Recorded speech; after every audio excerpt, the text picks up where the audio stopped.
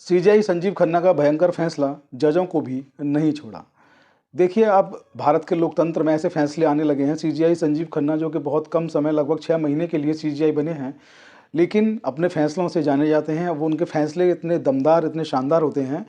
जो इनसे पिछले जस्टिस थे डीवाई चंद्रचूड़ साहब, 2 साल का उनका कार्यकाल रहा और बहुत उम्मीदें उनसे थी लोगों को।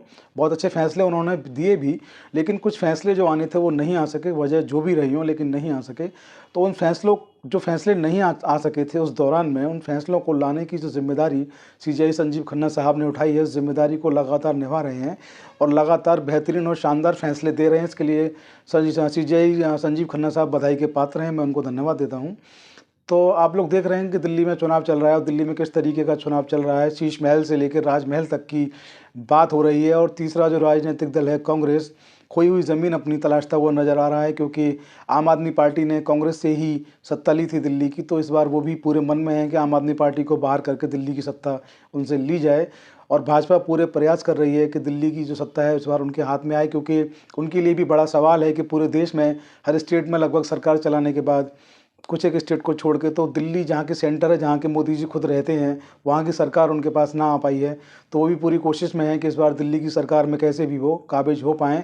आरोप प्रत्यारोप और तमाम योजनाएं, मुफ्त की जो रेवड़ियाँ हैं, उन सब की जो बातें हैं, आप सब देख रहे हैं कि किस तरीके की घोषणाएं दिल्ली के चुनाव में हो रही हैं। इन सब के बीच में मैं आपको याद दिला दूँ, अभी कुछ दिन पहले इलाहाबाद हाई कोर्ट के एक जस्टिस हैं, उन जस्टिस ने एक बयान दिया और उनका जो बयान था वो इतना आपत्तिजनक था। मैं बात कर रहा हूँ शेखर यादव, जस्टिस शेखर यादव की। उनका जो बयान था, इतना आपत्तिजनक उनका बयान था कि बयान देने के कुछ समय बाद ही उनका वीडियो वायरल हो गया और वीडियो वायरल होने के साथ पूरे देश दुनिया में उनकी आलोचना होने लगी। विश्व हिंदू परिषद के कार्यक्रम को संबोधित कर रहे थे जस्टिस, और वहाँ से उन्होंने कहा, मुसलमानों पर जो उन्होंने आपत्तिजनक जो भाषण दिया, उन्होंने एक शब्द इस्तेमाल किया, कठमुल्ला।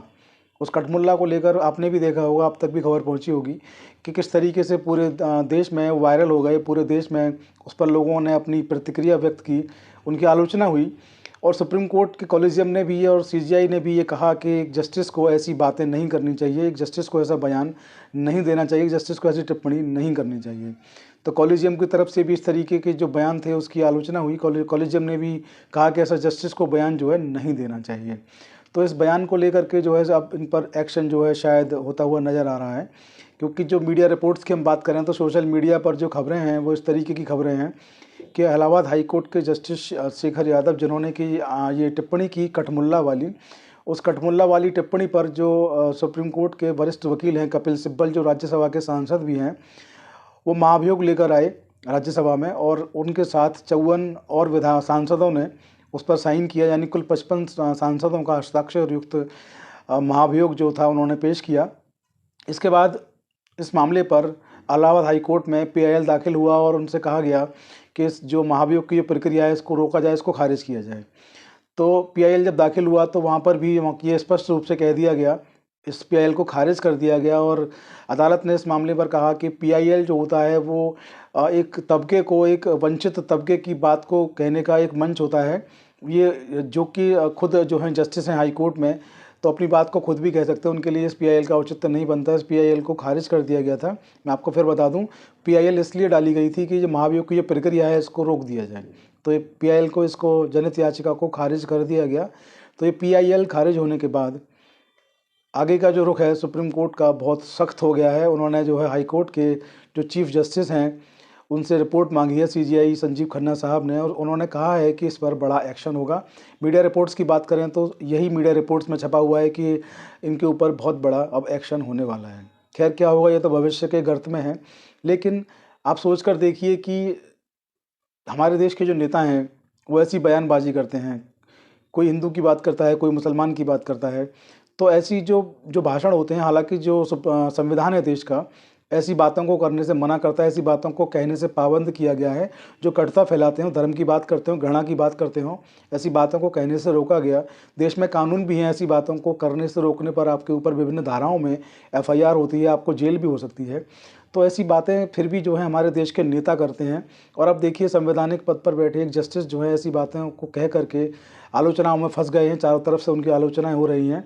अभी देखना बाकी है कि कॉलेजियम जो है इस बात पर क्या एक्शन लेता है, जस्टिस को इस बात को कहने के लिए क्लीन चिट मिलती है या उनके ऊपर कोई ठोस कार्रवाई होती है। क्योंकि सुप्रीम कोर्ट के सीजीआई खन्ना साहब ने जो इलाहाबाद हाई कोर्ट के सीजीआई हैं उनसे इस बात पर रिपोर्ट मांगी है और रिपोर्ट जैसे ही वहाँ पहुँचेगी इस पर जो है एक्शन लिया जाएगा। क्योंकि पहले भी सुप्रीम कोर्ट ने एक केस लॉ में निर्धारित कर दिया है कि जब ऐसा कोई मामला होता है, जब हाई कोर्ट इस मामले में कोई संज्ञान नहीं ले पाता है तो फिर मामला जो है सीजीआई जो है सुप्रीम कोर्ट के उनके पास ट्रांसफ़र हो जाता है और वो इस मामले में जो भी होता है एक्शन लेते हैं। और संजीव खन्ना साहब का जो सोशल मीडिया के तमाम जो प्लेटफॉर्म्स हैं, न्यूज़ चैनल्स हैं, वहाँ से जो स्टेटमेंट जो निकल के आ रहा है वो यही निकल के आ रहा है कि इन पर कड़ा एक्शन होगा। तो क्या एक्शन होगा, इस एक्शन को जैसे ही होगा आप लोगों को इससे अपडेट भी कराएंगे। आप लोग बने रहें हमारे साथ, वीडियो को शेयर करना ना भूलें। और मैं आपसे एक बात और यहाँ पर कहना चाहूँगा कि आप लोग कुछ भी कहें, आपको स्वतंत्रता है कुछ भी कहने की, लेकिन इस बात का ध्यान रखें कि दूसरे व्यक्ति को भी स्वतंत्रता है अपने मान सम्मान आत्मसम्मान को बचाए रखने की। और ऐसी कोई भी बात अपने मुंह से ना कहें जो किसी जाति धर्म का विरोध करती हो, क्योंकि सब इस देश के नागरिक हैं, सबको समान अधिकार प्राप्त हैं। ऐसी कोई भी बात जो होती है आपकी गैर कानूनी गैर संवैधानिक हो जाती है, तो देश के प्रत्येक नागरिक को भी संविधान का और कानूनों का पालन करना चाहिए। और ऐसी कोई भी बात कहने से, कोई भी टिप्पणी करने से आपको बचना चाहिए। तो बस वीडियो में बने रहें आप लोग और हमारे साथ बने रहने के लिए शुक्रिया। वीडियो शेयर करना ना भूलें। जय हिंद, जय भारत, नमस्कार।